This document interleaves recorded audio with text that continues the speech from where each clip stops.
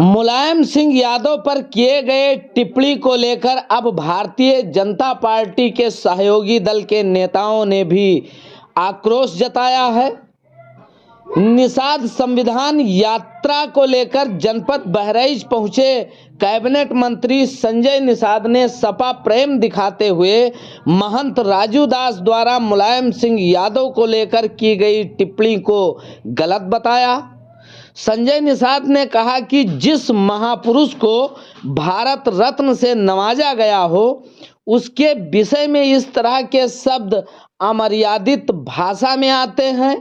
आज हमारी पहचान मुलायम सिंह यादव की वजह से ही है। ऐसे किसी भी सम्मानित जिसको हम भारत रत्न दे चुके हों, ऐसे महापुरुषों में विशेष है तभी तो हमने भारत रत्न दिया हो, उसको इस तरीके का नहीं होना चाहिए। इन परिस्थितियों में उन्होंने टिप्पणी की उसका जवाब भी दे सकते हैं, लेकिन किसी भी व्यक्ति की अच्छाइयों का आदर्श के रूप में प्रयोग होना चाहिए। मुलायम सिंह यहाँ के एक नेता रहे हैं, पिछड़ों की आवाज़ रहे हैं, सत्ता में रहे हैं और एक स्थान कीर्तिमान स्थापित कराए पिछड़ों को, दलितों को, शोषितों को।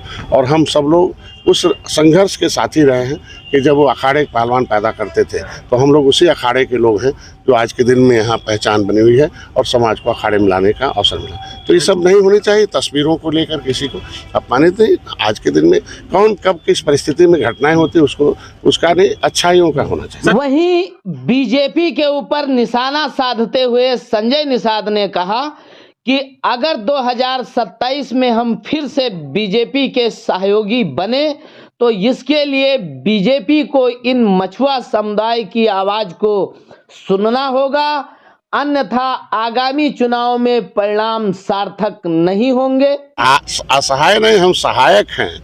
बीजेपी के अलायंस मतलब हम सहायक हैं, हम सहयोगी हैं। तो सहयोगी का काम है कि हम जिस नियत से सहयोग कराऊं फिर से सहयोगी रहूं, फिर से सहयोग करके बीजेपी को 2027 में लाऊं।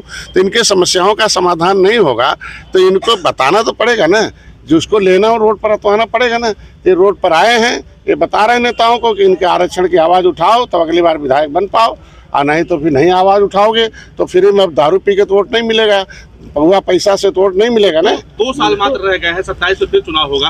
क्या लगता है कि अगर मांग नहीं मानी जाती है तो बीजेपी 2 दिन में बहुत परिवर्तन होता है। महिलाओं ने आवाज उठाई, 2 दिन के अंदर केंद्र में जिसका आरक्षण नहीं था लिखा गया, 2 दिन लगा था। 10% अपर कास्ट का जो आरक्षण नहीं था, आपने देखा होगा राजस्थान में किस तरीके से हुआ। जब वहाँ के अपर कास्ट के लोगों ने आवाज उठाई तो 2 दिन के अंदर अपर कास्ट का 10% आरक्षण। तो ये तो भगवान राम को पार उतारने वाले हैं, मुगलों और अंग्रेजों को मौत के घाट पार उतार।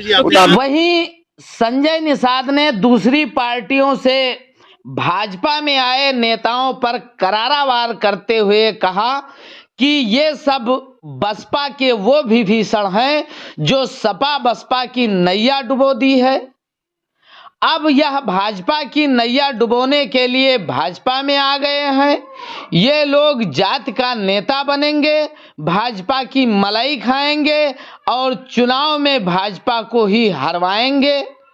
2027 के चुनाव में लड़ाई की भूमिका निषाद समाज के लोग करेंगे।